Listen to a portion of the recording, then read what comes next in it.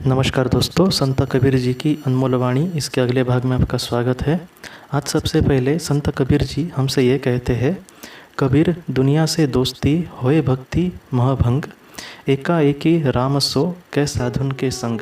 इसमें संत कबीर जी ये कहते हैं कि दुनिया के लोगों के साथ मित्रता, मतलब कुछ ऐसे भी लोग होते हैं जो हमेशा लोगों के साथ ही घिरे हुए होते हैं, या फिर उनकी ज़िंदगी में प्राइवेट ऐसा कुछ नहीं होता। वो हमेशा, आपने भी ऐसे लोग देखे होंगे कि जो हमेशा ज़्यादातर बाहर ही होते हैं। ज़्यादातर मैं देखता हूँ कि टीनेजर्स वगैरह जो होते हैं, तो ऐसे जो लोग होते हैं वो बाहर की दुनिया में उनका ज़्यादा ध्यान होता है, उनका अपने घर में ज़्यादा ध्यान नहीं होता, या फिर अपने आप पर भी ध्यान नहीं होता।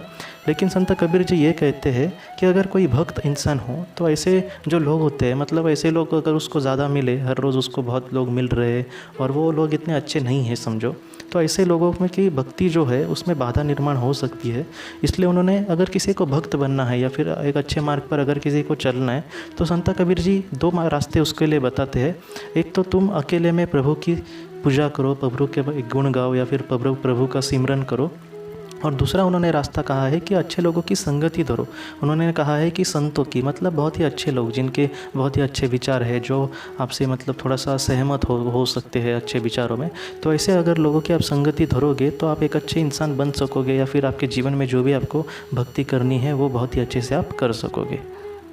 इसके बाद संत कबीर जी हमसे ये कहते हैं, कबीर माया पापिनी फंद ले बैठी हाथ, सब जगह तो फंदे परा गया कबीरा काट। ये बहुत ही महत्वपूर्ण बात है। वो माया के बारे में बोल रहे हैं। उन्होंने माया को बारे में कहा है कि माया जो है वो मोह पापिनी है, मतलब वो मोह का ऐसा जाल बिछाएगी कि इंसान को अपने फंदे जाल में फंसा लेगी। और वो ये कहते हैं कि समस्त माया मोह पापिनी है, वे अनेक फंदा जाल लेकर बाज़ार में बैठी है। ऐसी जो माया है वो इंसान के सामने किसी न किसी रूप में आती है, जैसे काम क्रोध लोभ जैसे रूप में वो आएगी। लेकिन संत कबीर जी ये कहते हैं कि ऐसे समस्त संसार इस फंसों में पड़ा है, मतलब सारे लोग इन सारी चीज़ों में पड़े हैं, या फिर इन सारी चीज़ों को निकालना लोगों को बहुत ही मुश्किल होता है, वो जो आम लोग होते हैं वो। लेकिन संत कबीर जी ये कहते हैं कि संत कबीर इसे काट चुके हैं, मतलब जो संत है या फिर जो अच्छे लोग होते हैं उनको ये माया कभी भी परेशान नहीं करती।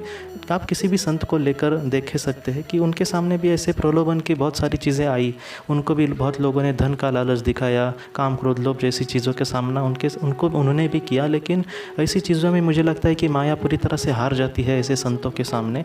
इसलिए संत कबीर जी ये कहते हैं कि जो संत होता है या फिर कबीर जैसे जो लोग होते हैं, ऐसे जो महान अनुभूति लोग होते हैं, जो महान हस्तियाँ होती है, जो संत होते हैं, वो ऐसी माया को बहुत ही अच्छे से काट सकते हैं, तो माया उनको ज़रा भी परेशान नहीं कर सकती।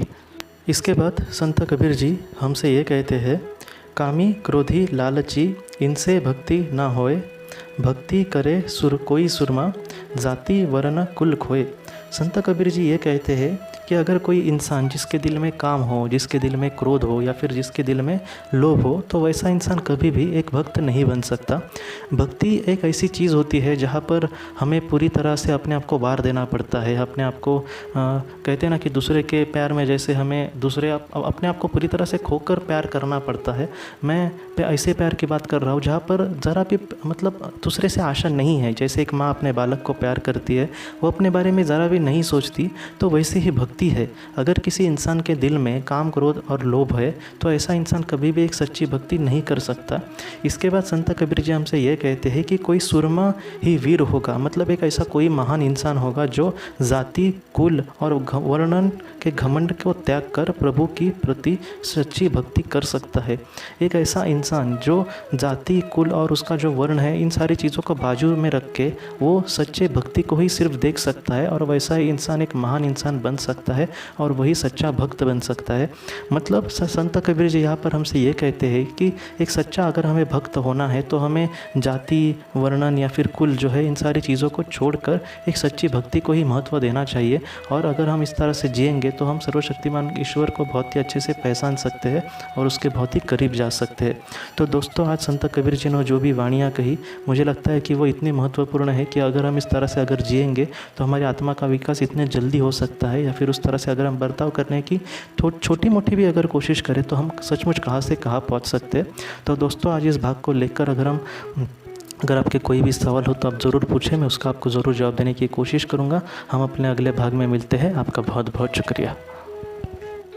ज़िंदगी की रोशनी ये संस्था ऐसे लोगों के लिए काम करती है जिन्होंने किसी अपने को खोया है या फिर जो लोग अपनी ज़िंदगी में बहुत ही ज़्यादा दुखी है। जो लोग इस संस्था से जुड़ते हैं उनको तकरीबन 50 किताबें भेजी जाएगी उनके व्हाट्सएप पर या फिर ईमेल पर।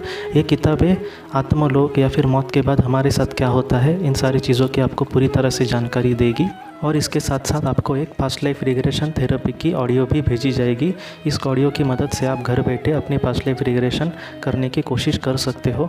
बहुत लोग पास्ट लाइफ रिग्रेशन थेरेपिस्ट के पास किसी कारण के वश नहीं जा सकते, तो ऐसे लोगों के लिए मदद के लिए ये ऑडियो तैयार की गई है। तो आप ज़रूर इस संस्था से जुड़े। इस संस्था से जुड़ने के लिए सामने जो व्हाट्सएप का नंबर दिया है आप कृपया उस पर संपर्क करें। आपका बहुत बहुत शुक्रिया।